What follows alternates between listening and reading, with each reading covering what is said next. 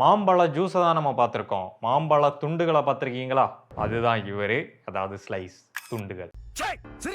குருட்டியையும் கூசாவையும் compare பண்ணி நம்ம ஏற்கனவே ஒரு வீடியோ போட்டிருந்தோம். அதில் எவ்வளோ பர்சன்டேஜ் ஆஃப் மேங்கோ பல்ப்பு கொடுத்துருக்காங்க அப்படின்றத மென்ஷன் பண்ணியிருந்தோம். ஸோ இப்போ இந்த பழத்துண்டுகளை பார்த்தோம் அப்படின்னா இதில் கான்சன்ட்ரேட்டட் மேங்கோ பல்ப்புன்னு போட்டு 5.1% அப்படின்னு சொல்லி போட்டிருக்காங்க. இது ரெண்டுத்துலையும் வந்து பார்த்தீங்கன்னா வெறும் மேங்கோ பல்ப் அப்படின்னு சொல்லி தான் குறிப்பிட்டிருக்காங்க. இந்த கான்சன்ட்ரேட்டடுக்கும் வெறும் மேங்கோ பல்ப்புக்கும் உள்ள வித்தியாசம் என்னன்னா, வெறும் மேங்கோ பல்ப்பில் உள்ள தண்ணீரை 50% 70% வரைக்கும் ரிமூவ் பண்ணிட்டோம் அப்படின்னா அதுதான் கான்சன்ட்ரேட்டட் மேங்கோ பல்ப். அப்போ இந்த மாம்பழச்சாறு வந்து ரொம்ப திக்கா இருக்கும். அப்போ இந்த 5.1% இதில் கொடுத்துருக்காங்க அப்படின்னா அதை நம்ம 4 டைம்ஸ் மல்டிப்ளை பண்ணணும். ஏன்னா இது கான்சன்ட்ரேட்டட் அப்படின்றதுனால.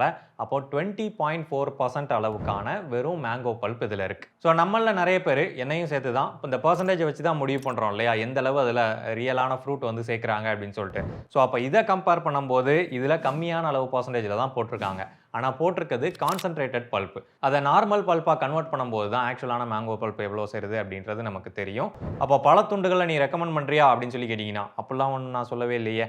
இதிலிருந்து வெறும் 1.6% தான் அதிக அளவு மேங்கோ பல்ப் இருக்குது. அண்ட் இந்த கான்சன்ட்ரேஷன் ப்ராசஸில் அதில் நிறைய ப்ராசஸிங் இன்வால்வ் ஆகிருக்கும் அப்படின்றதுனால ஸோ ஆக்சுவலான மேங்கோ பல்ப்போட இதை கம்பேர் பண்ண முடியாது. ஸோ அடுத்த தடவை நீங்கள் வாங்கும்போது வெறும் பர்சன்டேஜை வச்சு மட்டுமே பார்க்காம அது கான்சன்ட்ரேட்டடா இல்லை வெறும் பல்ப்பா அப்படின்றத செக் பண்ணி வாங்குங்க.